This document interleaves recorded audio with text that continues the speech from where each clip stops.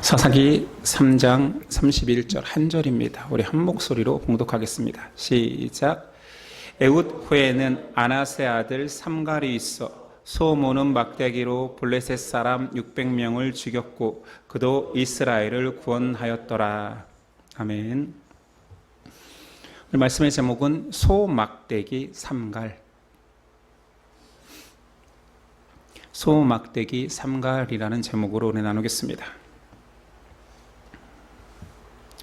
오늘 세 번째 등장하는 사사는 삼갈입니다. 31절 한 절로만 그를 설명하고 있지요.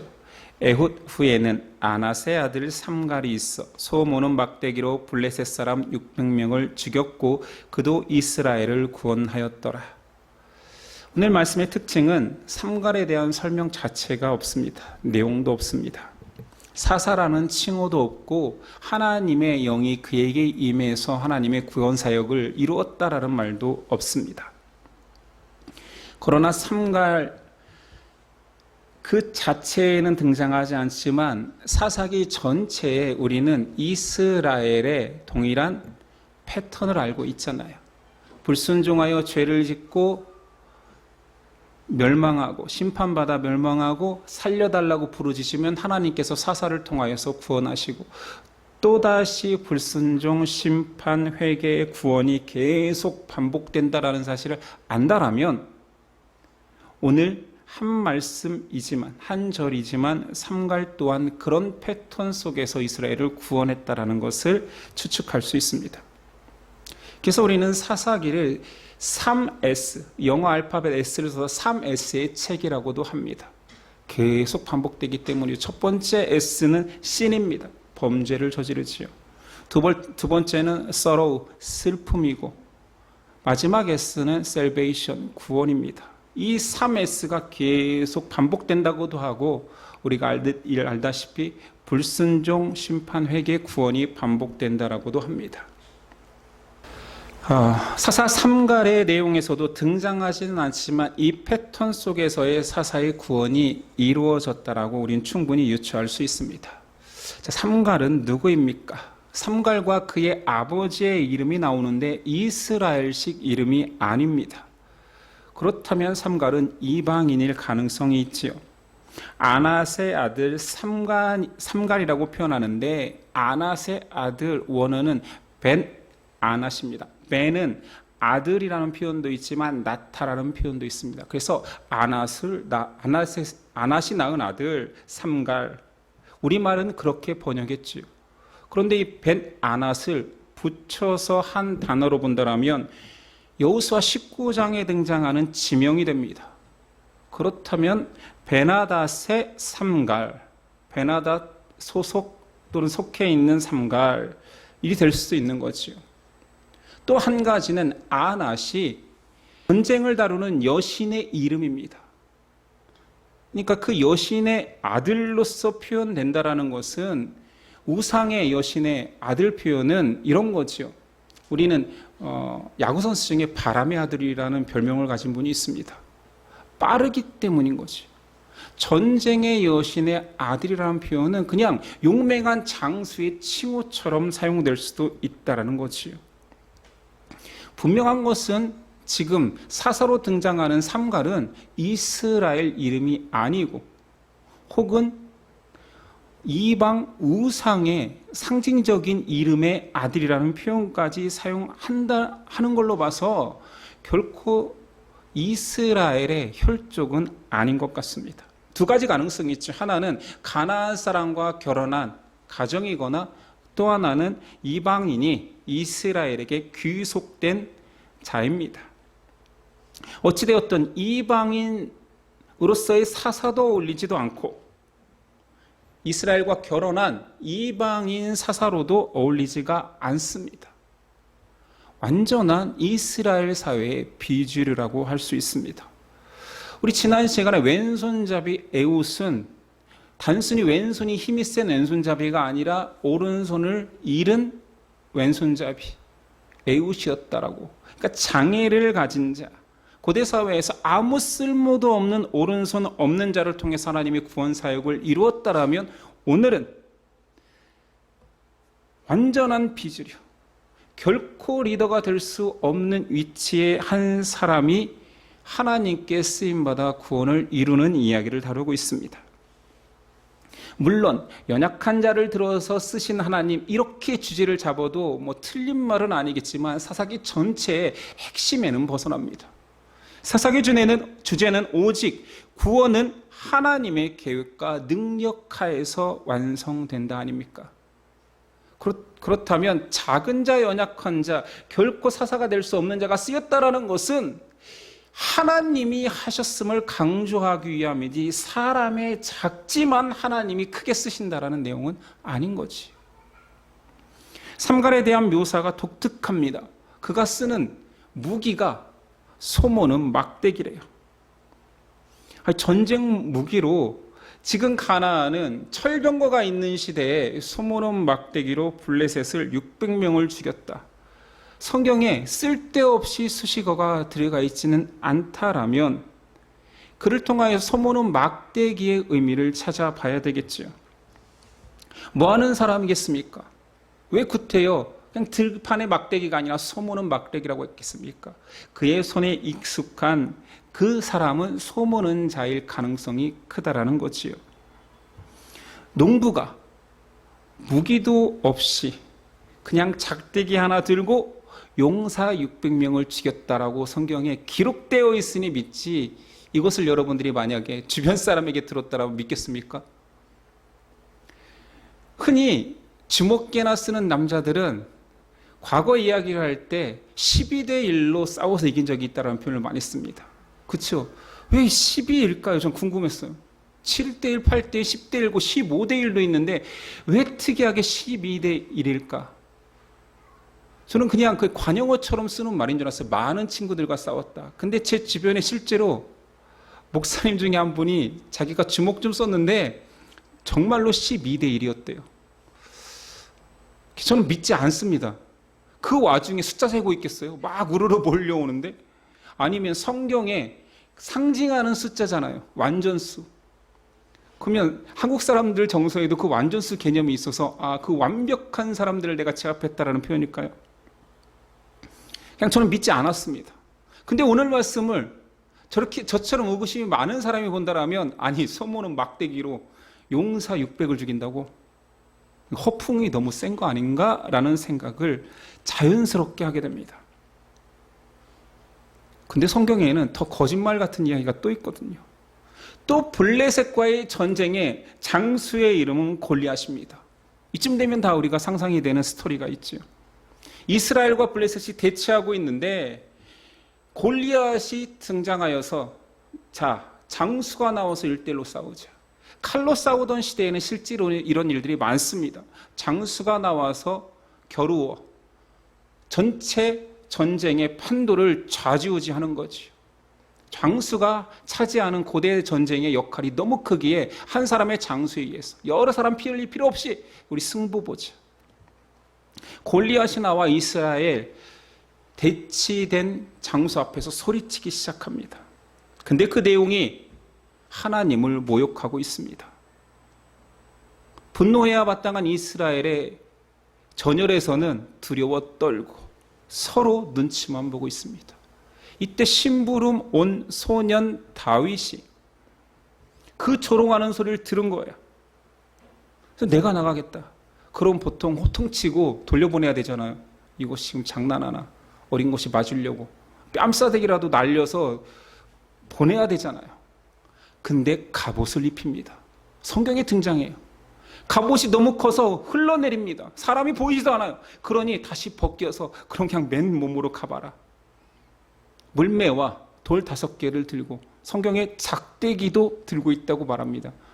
오늘 삼갈에 들고 있던 그 작대기예요. 결과는 다 알다시피 물매로 골리앗을 쓰러뜨리고 골리앗을 죽일 칼이 없으니 골리앗의 칼을 뽑아 그를 죽입니다. 사무엘상 17장에 그런 이후에 다윗의 고백이 나오지요. 물론 전쟁을 골리앗과의 싸움 전에 고백한 내용입니다. 다윗이 블레셋 사람에게 이르되 너는 칼과 창과 단창으로 내게 나아오거니와 나는 만군의 여호와의 이름 곧 내가 모욕하는 이스라엘 군대의 하나님의 이름으로 내게 나아가노라. 더 터무니없는 아이가 전쟁터에서 홀로 나가 가장 강력한 위용을 떨치는 장수를 이겼다는 내용입니다.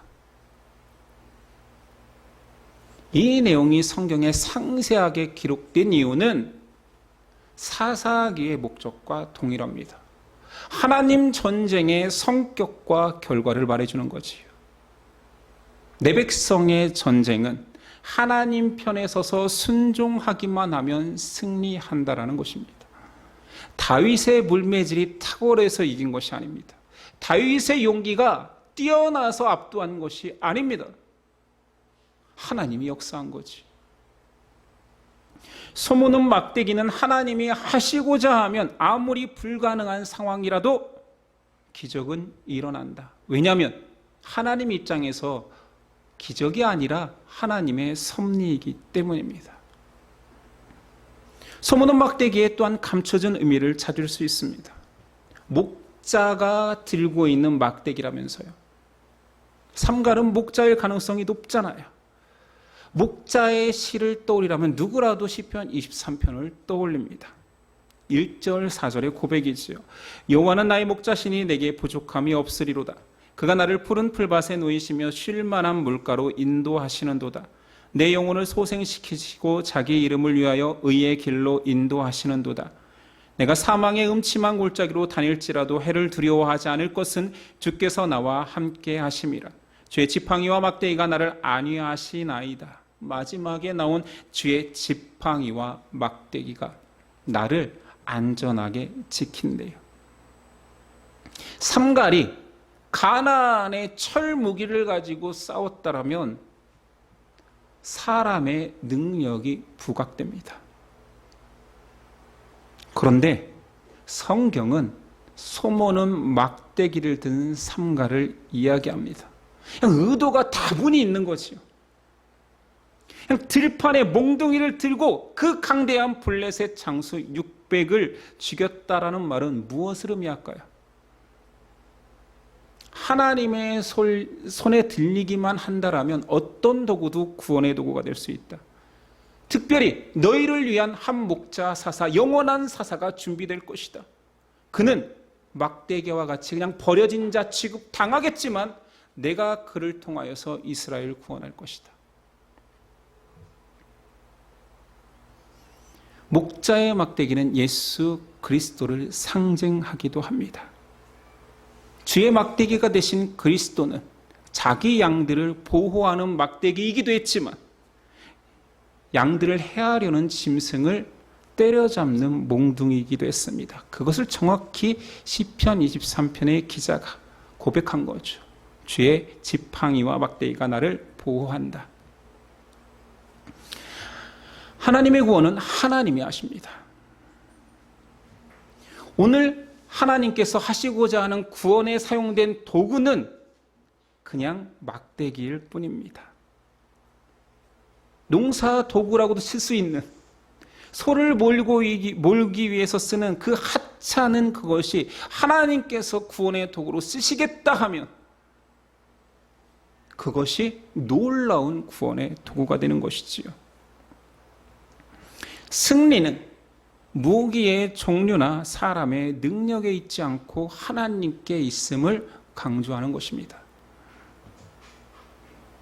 유명한 사사, 우리가 사사하면 떠올리는 사람 한 세 사람쯤 있죠. 기드온, 드보라, 삼손. 그 삼손도 블레셋과의 전쟁에서 얼토당토하는 무기 하나를 사용합니다. 나귀의 턱뼈. 블레셋은 참 당해도 끔찍하게 당해요. 들판에 몽둥이로 그렇게 많은 숫자가 죽더니만 이번에 삼손한테 걸려서 나귀의 턱뼈로 자그마치 1000명이 죽습니다. 이쯤 되면 블레셋 사람들은 큰 몽둥이만 봐도 도망갈 것 같고 큰 짐승의 뼈다귀만 봐도 도망갈 것 같습니다. 아무리 하찮은 것이라 할지라도 그 도구를 사용하시는 분이 하나님이시면 그것은 구원의 도구, 심판의 도구가 될 수 있습니다. 하나님의 뜻에 달린 것이 도구에 달린 것이 아니기 때문이지. 저희 집에는 아이들을 훈육하는 매가 2개가 있습니다.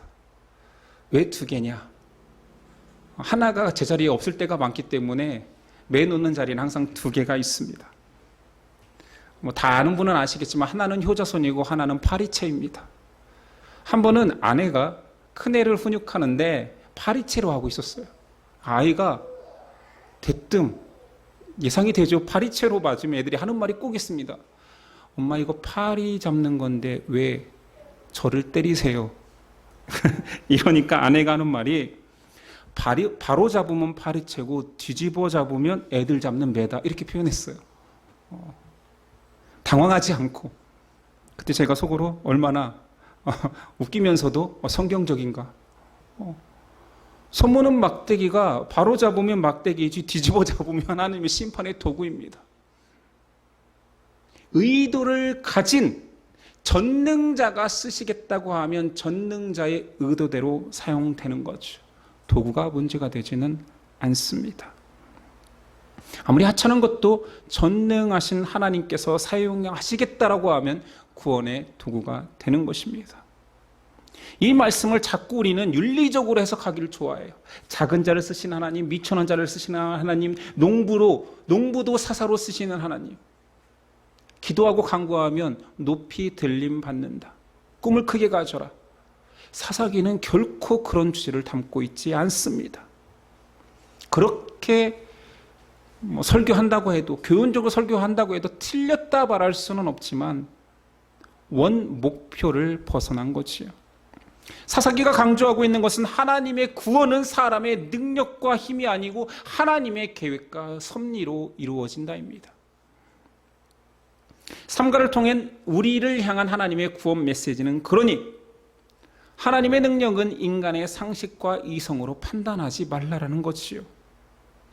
하나님이 사람을 말씀으로 창조하실 수 있는데도 불구하고 흙으로 창조했습니다. 하나님의 의도성이 있는 거지. 미천한, 널려있는, 지천에 깔린 그 흔하고 난 심지어 짐승에게도 밟히는 그 흙으로 사람을 지으신 분이 하나님이십니다. 하나님은 자신이 애굽에서 이스라엘을 능히 말씀으로 구원하실 수 있습니다. 애굽을 멸망시키면 끝나는 거잖아요. 지구상에서 사라지게 할 수 있잖아요. 그런데 그 못난 도망자, 말 못한다고 핑계대는 모세를 들어 그냥 가기 저는 두렵습니다 했을 때 구태여 지팡이 하나를 짚고 그 지팡이를 가지고 가라. 그 지팡이 금지팡입니까? 철지팡입니까? 아니요. 그냥 나무일 뿐이에요. 하나님이 쓰시겠다고 하면 놀라운 능력의 도구가 되는 거지요. 지팡이의 능력이 있는 것이 아니라 하나님의 능력은 어떤 곳에서 어떤 도구로도 어떤 사람으로도 나타낼 수 있는 창조주라는 것을 드러내는 것입니다. 성경 전체에서 하나님의 도구로 쓰임받는 자들의 특징이 있습니다.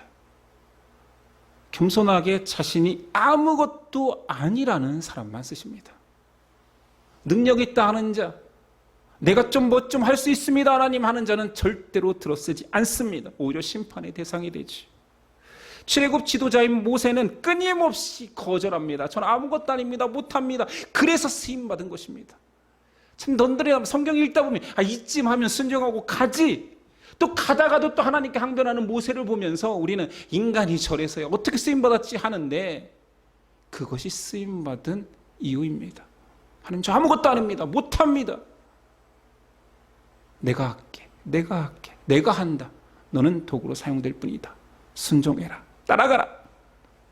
우린 짜증내지만 하나님은 짜증내지 않고 그 아무것도 아닌 자를 사용하십니다. 구약에서 능력의 선지자 하면 엘리사가 떠오릅니다. 엘리사가 많은 능력을 베풀었으니까. 그러나 그의 제자 엘리야죠.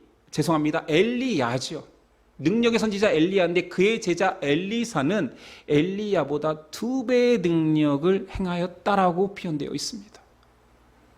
그는 그냥 농부였습니다. 아무것도 아닌 자를 통하여서 엘리야보다 2배의 능력을 행해야 하나님이 하셨다고 고백하지요.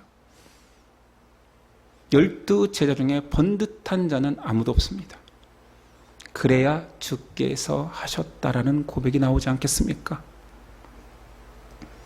하나님은 작은 자를 통하여서 큰 자 만들어 쓰신다. 이것은 성경 전체에 등장하는 모습이긴 하지만 성경의 주제는 아닙니다. 더 정확히 말하면 하나님은 자아를 내려놓고 하나님만을 절대 의존하는 그 사람을 도구로 쓰신다입니다. 그래야 하나님을 고백하기 때문이죠. 근데 우리는 신앙생활하면서 자꾸 이 실수를 반복합니다. 절대자를 고백하고 그분 앞에 나와서까지 내 능력을 사용해 달라고, 내 능력을 통하여서 하나님을 높이겠다라고 자꾸 투정을 부립니다. 이 투정 아니고 무엇입니까? 상식으로는 맞습니다. 세상은 그런 사람을 귀하다 합니다. 귀한 재능을 가졌는데 자기 영광을 있을 수 있는데 막 재능을 기부하네. 하나님 앞에서 재능 기부가 말이 됩니까? 기독교는 오직 믿음으로만 구원받는다 고백합니다. 그 믿음이 선물이라 말합니다. 선물로 거저받았는데 자꾸 사례를 드리려고 합니다. 선물값을 치르려고 하는 거지요. 제가 이렇게 귀한 선물을 받았으니 하나님, 저도 양심상 좀 드려야겠지요. 그렇게 자꾸 드리려고 할 때마다 그 선물에 정말 셈할 수 없는 선물의 가치가 뚝뚝뚝 떨어지고 있다는 사실 아십니까? 본인이 셈하고 있잖아요. 사람들은 자꾸 갖추어서 하나님께 영광 돌리려고 합니다. 제가 그래도 볼품 없는데 조금 볼품 있을 때 하나님 영광 돌리겠습니다. 하나님은 그런 영광을 요구한 적이 없습니다.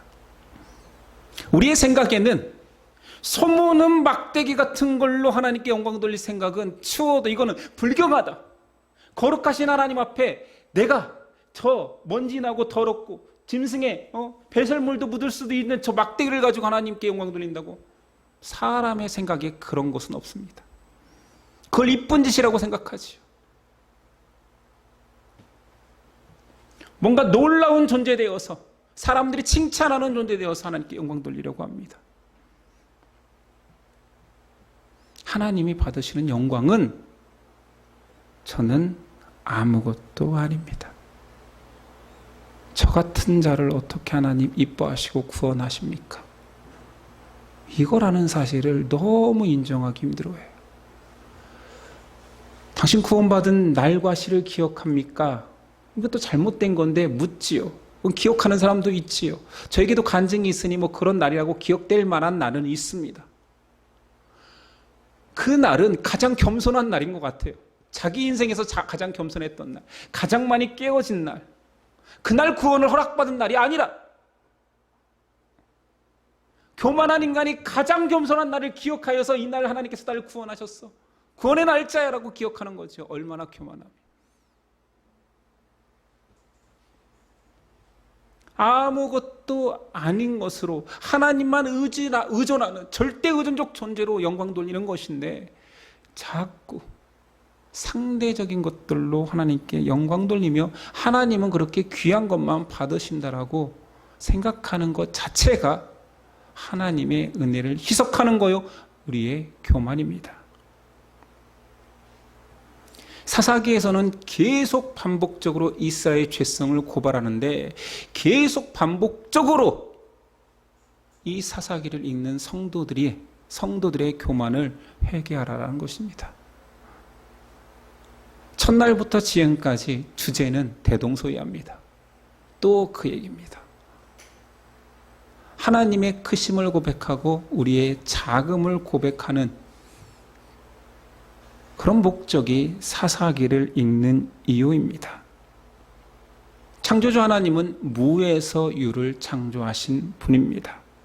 구원주 하나님은 구원을 하시되 자기가 계획한 그 구원을 이루시기까지 사람을 쓰고 하나님의 계획하심 속에 사람을 동참시키지만 가장 낮은 자, 가장 작은 걸 통하여서 하나님의 가장 큰 구원을 완성하십니다.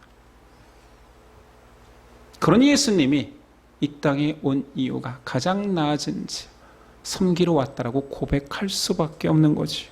하나님의 계획이 그러했으니까. 지난 시간 전쟁에는 도무지 절대로 세워서는 안 되는 장수의 역할로 장애인을 세웠습니다. 오늘은 하찮음의 대명사인 농부를 통하여서 농부의 막대기까지 들려보내 하나님의 구원을 이루십니다. 다시 말하지만 하나님의 구원의 성격은 하나님이 하신다. 사람의 능력이 아님을 선언하고 있습니다. 크고 강하고 멋지고 놀라운 자를 세우는 것이 아니라 작고 약해야지만이 그 인간은 하나님의 구원의 도구로 사용된 이후에 하나님께서 다 하셨습니다를 고백하기 때문이지. 성경에는 이 이야기가 계속 증거됩니다. 이스라엘을 제사장 나라로 이방인을 구원할 제사장으로 삼은 이유를 성경에서 신명기 7장 7절에 말하고 있지요. 여호와께서 너희를 기뻐하시고 너희를 택하심은 너희가 다른 민족보다가 수요가 많기 때문이 아니니라. 너희는 오히려 민족 중에 가장 적으니라. 현대 이스라엘 사람들도 이걸 좀 들었으면 좋겠어요. 니네가 못나서 택했어. 제일 못났거든. 제일 작거든. 무능하고 작은 나라를 택해서 하나님이 제사장 나라를 삼아야지만이 하나님을 고백하고 하나님의 구원의 놀라우심을 찬양하고 그 은혜 가운데로 들어오기 때문입니다. 바울이 큰 자였고 인정받는 자였을 때는 하나님이 거들떠보지 않습니다. 그가 깨어지고 작아지고 무너졌을 때야지만이 쓰셨습니다. 그 고백을 바울이 직접 하죠. 고린도전서 15장 9절이야. 나는 사도 중에 가장 작은 자라. 나는 하나님의 교회를 박해하였으므로 사도라 칭함받기를 감당하지 못할 자니라. 그러나 내가 나된 것은 하나님의 은혜로 된 것이니 내게 주신 그 은혜가 헛되지 아니하며 내가 모든 사도보다 더 많이 수고하였으나 내가 한 것이 아니요 오직 나와 함께 하신 하나님의 은혜로다. 말뿐일까? 이게 겸손의 표현일까요? 죄인 중에 괴수다라는 표현이 자신을 높이기 위한, 역설적으로 자신을 더 높이기 위한 표현일까요? 나의 나된 것은 오로지 주의 은혜라. 나는 아무것도 주장할 수 없고 내가 사도들 어떤 누구보다 더 많이 수고했지만 자랑하지 못할 것은 그냥 그것이 은혜이기 때문이라. 하나님이 나를 사용해 주신 걸로 감지덕지할 뿐이다. 나는 하나님의 도구일 뿐이다 고백하고 있습니다. 이런 자에게 구원이 임하는 것이지요. 이스라엘이 불순종하고 이스라엘이 또 불순종하고 또 하나님을 배신하고 또 우상에 빠질 때마다 우린 그런 생각을 하죠. 이쯤 됐으면 하나님 그냥 심판하고 다른 민족을 세우시지. 또 이스라엘 또 이래. 징글징글 하다가 아니라 그래서 이스라엘이 구원을 받는 것입니다. 이 은혜를 잘못 오해한 사람들은 신약에 와서 이런 얘기를 하죠. 그래서 은혜를 키우기 위해서 죄 가운데 거해야 됩니까? 라고 바울에게 항변하는 거지요. 여러분도 들으면 그렇잖아요. 그러니까 죄 지으라고요. 더 죄 짓고 더 처절하게 죄인임을 고백하라고. 그래서 죄를 지으라고요. 그런 말이 아닌지 다 알잖아요. 그건 말장난이잖아요. 그럴 수 없는 이라라고 말하시오. 성령의 사람은 그럴 수 없는 이라. 죄인임을 고백하는 것은 죄 가운데서 고백할 뿐이지만 죄를 더 지어서 더 성령이 그를 회개케 하는 것은 아니라는 거지.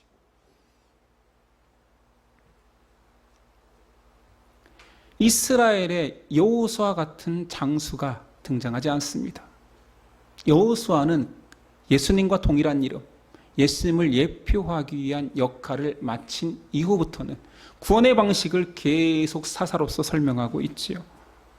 장수로 불필요한 한 사람을 세워서 너무나 평범한 농부를 세워서 심지어 이방인 피가 섞인 사람을 통하여서 하나님은 구원을 이루신다라는 것을 강조하고 있습니다. 이스라엘에 얼마나 순종하는 사람이 없었으면 장애인이 사용되고, 또는 지금 우리 한국 사회로 표현한다면 한국에 얼마나 인물이 없으면 혼혈아를 사용하고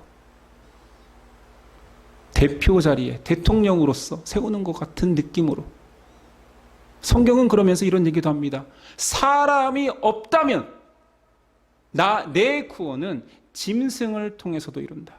나귀가 말을 하게 한다. 예수님은 말씀하셨지요. 돌들로서 소리 지르게 할 수도 있다. 사람의 약함은 하나님의 구원 사역의 장애물이 될 수 없습니다.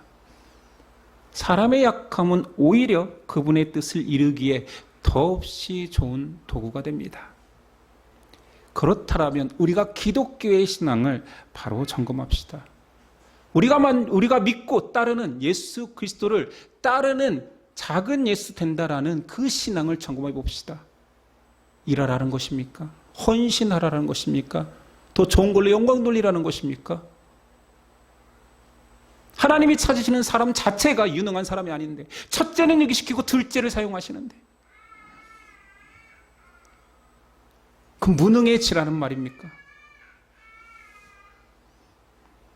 세상은 계속 우리에게도, 세상에게도 동일하게 한 가지 세계관을 심으니 인정받는 권능의 오른손잡이가 되라고 얘기합니다. 힘을 발휘하라고 하지요. 돈이 됐든 지위가 됐든 권능의 오른손잡이로서 인정을 받으라고 얘기합니다. 세상은 존경받는 높은 자리에 올라가라고 얘기합니다. 저기 시골의 촌부가 되어라고 말하지 않지요. 하나님께 영광 돌리려면 최소한 높은 데 가서 빛 비추라라고 얘기합니다. 등대가 되어라라고 얘기합니다. 어떻게 이단처럼 그렇게 성경을 한 구절만 띄어다가 인용하는지 모르겠습니다. 하나님은 한결같이 자신을 신뢰하고 자신에게 순종할 수 있는 자를 통하여 일하십니다. 믿음의 사람을 찾지 능력의 사람을 찾지 않으십니다. 능력의 사람을 꼬꾸라뜨려 믿음의 사람, 순종의 사람 만들어서 사용하십니다. 예수님도 유능한 사람이 아니라 심지어 못난 어부조차도 꼬꾸라뜨려 완전히 바닥으로 만든 이후에 베드로를 쓰십니다. 우리 조심해야 됩니다. 유능으로 하나님께 영광 돌리려 하지 마십시오. 달란트를 사용한다. 달란트 시장에 팔아먹으십시오. 과자로 바꿔오시고 여러 가지 선물로 바꿔오는 거. 저는 그게 되게 비성경적이라고 달란트를 이렇게 하찮게 쓰나 했는데, 달란트는 그렇게 쓰면 됩니다. 달란트는 애들 간식이나 사먹는 데 쓰십시오. 재능을 하나님께 영광 돌리려고 하지 마십시오. 이 재능조차도 아무것도 아닌, 나의 구원에 피할 수 없는 이거 하나님 가져가셔도 됩니다. 아무것도 필요 없습니다. 하나님밖에 없습니다라는 고백을 통해 영광 돌리는 것이지요. 그렇다고 해서 이런 설교를 들으면 또 무능 뒤에 숨으려고 그래. 아무것도 안 해도 된다는 얘기네. 못됐죠. 사람이 진짜 못됐습니다. 아무것도 하지 않아도 된다와 아무것도 아닌 사람이로 고백하라는 건 전혀 다른 거잖아요. 봉사도 안 해도 된다는 거, 헌신도 안 해도 된다는 얘기네. 선교도 안 나가도 된다는 얘기네. 참 가를 가리키면 나를 이야기하고 나를 가리키면 가를 이야기하는 못된 사람들의 습성입니다. 사람은 하나님 뒤에 숨어서 무능을 감추어서도 안 되지만 하나님 앞에서 유능을 과시해서도 안 된다는 것입니다. 오직 순종함으로 하나님만을 고백하고 높이면 되는 거예요. 이게 어렵지만, 이게 성숙이겠지만, 그래서 구체적으로 우리가 어떤 고백을 해야 하나님이 기뻐하실까를 생각해야 됩니다. 여러분 어떤 고백하시겠습니까? 이 설교를 들은 이후에, 그러니까 목사님은 뭔 얘기를 하라는 거야? 그냥 감사합니다만 하고 다니라는 얘기야? 그냥 나 죄인입니다라고 말하고 다니라는 얘기야? 날마다 무릎 꿇고 앉아서 회개만 하라는 얘기야? 하나님께서 다 하심을 먼저 고백하면 됩니다. 나의 구원도, 우리 가정의 구원도, 예심의 구원도, 이 나라의 구원도 하나님께서 다 하신다. 이스라엘의 전쟁은 하나님의 승리로 완성된다. 내가 열심이면 이기고 내가 불성실하면 지는 게임이 아닙니다. 그 완성을 요한계시록에서 보여주지요. 이긴 싸움의 완성의 끝을 보여줍니다. 참여하여라, 참여하여라. 포기하지 말고 참여하여라. 승리다. 그걸 잊지 말고 고백하며 나오라는 것입니다. 그리고 개인적으로는 나여도 됩니까? 부족한 나여도 사용하십니까? 라고 일하기 싫어서나 또는 뭔가 도피하기 위해서가 아니라 나 같은 자라 할지라도 하나님이 사용하겠다라고 한다면 감사하며 가겠습니다. 좀 더 고상하게 성경의 그대로 표현을 꺼내볼까요? 바울은 어떻게 표현했냐면 아까 읽은 그 부분입니다. 저는 무익한 종입니다. 무익한 종이니 일을 하면 할수록 이익이 나오지 않는 거예요. 무익한 거예요. 맞잖아요. 사실은 무익한 종이라고 고백하지만 뒤에서 저를 지켜보십시오. 전 유익합니다라고 말하는 것이 아니라 진실로 저는 무익합니다. 아무것도 아닙니다. 저를 쓰면 쓸수록 아마 죄가 퍼질 것입니다. 저는 무익합니다. 그러나 내게 주신 은혜가 헛되지 않도록 저는 다른 어떤 사도보다 더 수고할 것입니다. 저는 아무것도 아닙니다. 그러나 은혜를 알기 때문에 제 헌신은 쉴 수가 없군요. 주께서 주신 은혜가 헛되지 않도록 수고할 뿐입니다. 라는 고백이 드려져야 되는 거지요.